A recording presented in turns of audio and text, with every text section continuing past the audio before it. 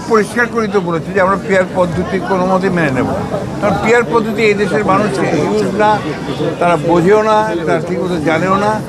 কোনোদিন এটা ইভিএম আজকে কতদিন চেষ্টা করে ইভিএম বাদ দিতে হয়েছে, আর পেয়ার পদ্ধতি তো আমরা ইউজ না কোনোদিন, এটা প্রশ্নই উঠতে পারে না।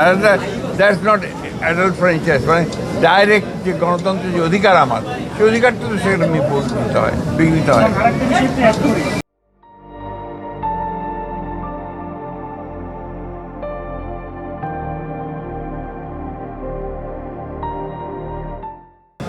নির্বাচন চায় এবং নির্বাচনই এখন একমাত্র উপায় যে বাংলাদেশকে যে সংকট আছে রাজনৈতিক এবং অর্থনৈতিক, সেই সংকট থেকে উদ্ধার করার একমাত্র পথ হচ্ছে নির্বাচন, এবং সেটা একটা অবাধ সুষ্ঠু নির্বাচন। একটা বিষয় হচ্ছে যে নির্বাচনে যে পিআর নিয়ে কথা বলছে, হতে দিবে না, সব মিলে এটাকে বিএনপির তরফ থেকে বা আপনারা কীভাবে দেখছেন? এটা কি আসলে কোনো রাজনৈতিক ষড়যন্ত্র কিনা বা সেটা? আমি তো সেটা আপনাকে আগেও বলেছি যে এটা আমরা বিশ্বাস করি যে আপনার পিয়ার পদ্ধতিতে জনগণের যে অধিকার সেটা পুরোপুরিভাবে আপনার প্রয়োগ করা হবে না, এবং সে বুঝবেও না যে সে কাকে আপনার ভোট দিচ্ছে না দিচ্ছে।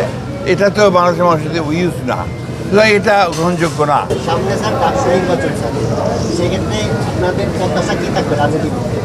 সুষ্ঠু আপনার নির্বাচন হবে এবং ছাত্র সংসদের একটা নির্বাচন যে অবাধভাবে হয়, এটা সকলেরই কাম্য। তবে এটা ছাত্রদের ব্যাপার, ছাত্রই ভালো উত্তর দেবে।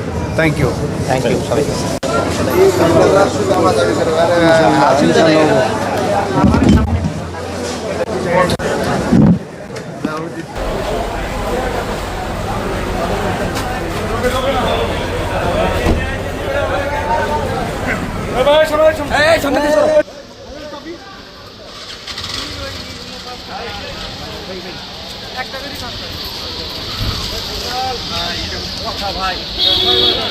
এইভাবে